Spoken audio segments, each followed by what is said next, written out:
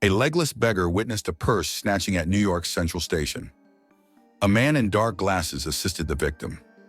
Police, however, arrested the man in glasses despite the beggar's claim that the actual thieves had fled.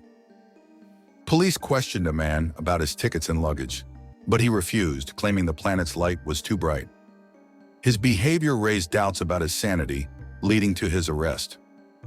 A beggar insisted the man hadn't come from the platform, but appeared seemingly out of thin air. Dr. Mark Powell, finishing work, noticed a newly admitted patient. The patient, exhibiting amnesia and delusions, claimed to be from another planet and showed no reaction to a strong drug. No, his file lacked a name in any record of him being sought. Despite lacking a concussion, tumor, or epilepsy, his amnesia and delusions persisted. Mark interviewed PR, a self-described alien from planet KX in the LRA constellation, who claims to have traveled to Earth using light energy. PR, fluent in English, corrected Einstein's work on light energy and spoke in an unintelligible language before explaining his different form on his home planet. He's visited Earth before but doesn't remember why, considering it underdeveloped. Later, PR calmly described his large planet with 7 moons to initially wary fellow clinic patients. Dr. Mark Powell, preoccupied with his patient Pro, shares a recording of their conversation with colleagues, but it yields no diagnostic progress. Pro's subsequent session features unusual behavior, eating a banana peel. Despite initial condescension, Pro's detailed descriptions of his home planet, KAC, and its inhabitants' aversion to reproduction, due to its pain and unpleasantness, leave Dr. Powell perplexed. Pro documents this observation in a notebook, explaining his practice of recording interesting aspects of the planets he visits. Pro attempted to speak to a patient, but others advised against it. This patient had been at the clinic since childhood following a fire, and he hadn't spoken since. Another patient, Doris, refused food and remained in her room. Pro, after gaining permission, complimented Doris, who claimed to be a romantic, not insane. Dr. Chakra examined Pro's light-sensitive eyes. Pro claimed to detect ultraviolet light, a claim Mark doubted. Pro, after removing his glasses in a darkened room, discussed the KAC people who raise children communally, lacking family structures, authority, or punishment, living by principles of goodness, contrasting this with humanity's eye-for-an-eye approach. Mark, concerned about Pro's claims, wants to disprove the existence of Pro's planet by arranging a meeting with astronomers and preparing a questionnaire.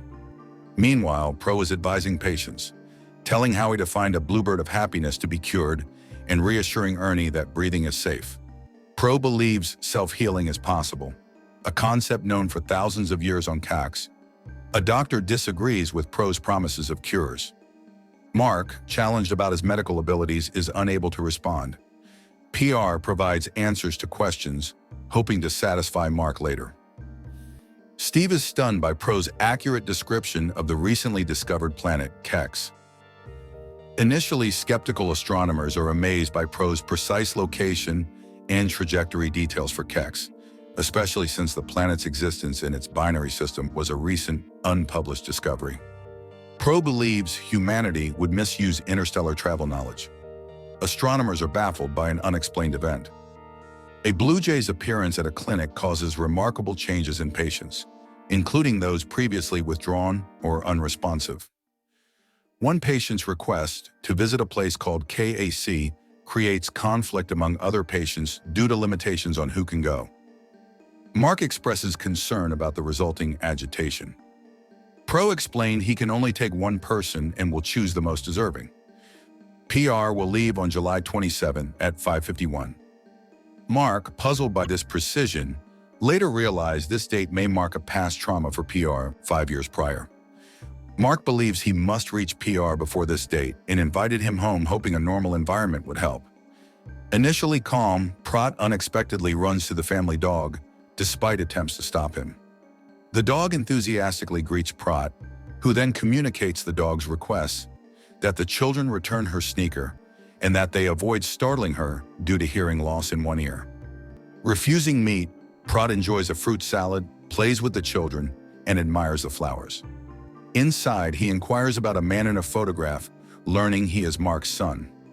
A discussion about family ensues, with Pratt explaining the concept's absence in his culture.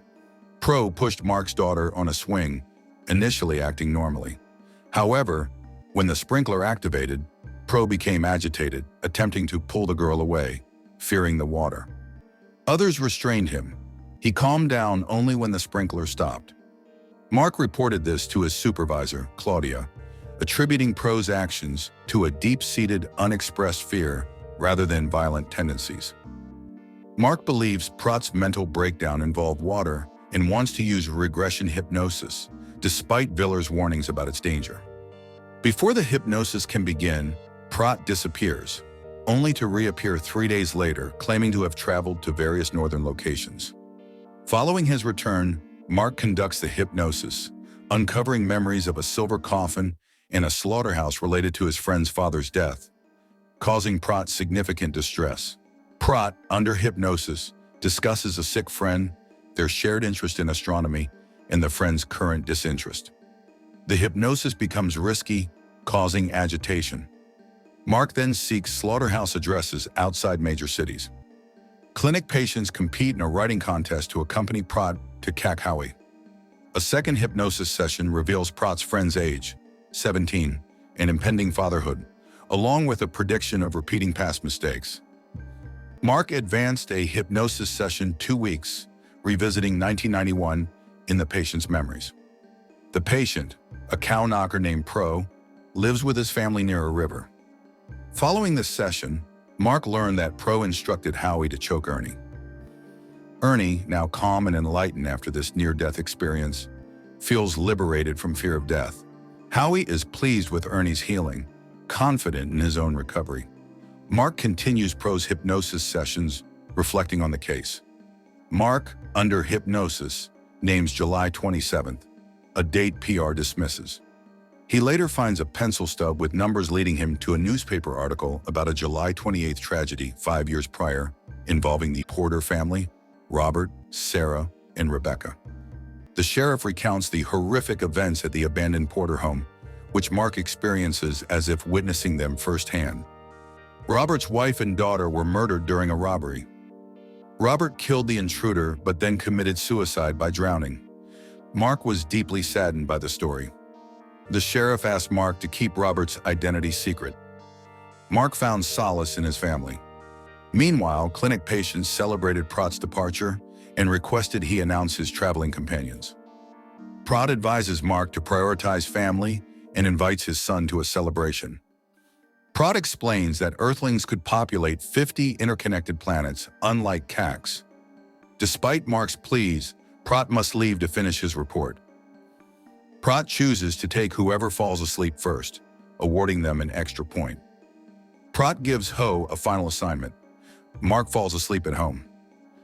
Pratt remains in his room, his departure uncertain, even as the appointed hour arrives.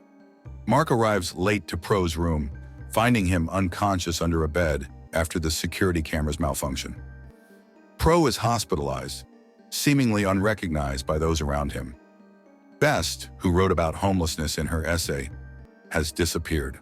Later, Mark visits the incapacitated Pro, informing him of Hal and Ernie's new jobs, while Best remains missing.